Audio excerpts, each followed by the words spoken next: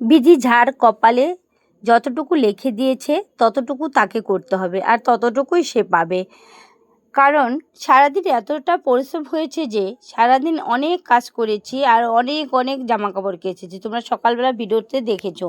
তো প্রচুর কাজ করার পরে এতটা শরীরটা ক্লান্ত হয়ে পড়েছে যে আর ইচ্ছে করছে না যে বিকেলবেলা কাজে যায়। কারণ বিকেলবেলাটা একদমই ইচ্ছে করে না কাজে যেতে, কিন্তু কি করব, বিকেলবেলাটাও আমাকে যেতে হয়। কারণ আমি যেহেতু দুবেলা রান্নার কাজ করি, তো ওরা তো মাইনা দিয়ে রেখেছে আমাকে, দুবেলার কাজের টাকা দেয়। তো একবেলা যদি যাই আর একবেলা না গেলে অনেক হাজার রকম কথা শোনায়, কেন এলে না, কিসের দরকার, ফোন করে কেন বলনি, আসবে না, মানে অনেক কথা, অনেক প্রশ্ন। সেই কারণে মনে হয় যে এত কথা শোনাচ্ছে, তবু যাই কষ্ট করে একটু রান্নাটা করে দিয়ে আসি।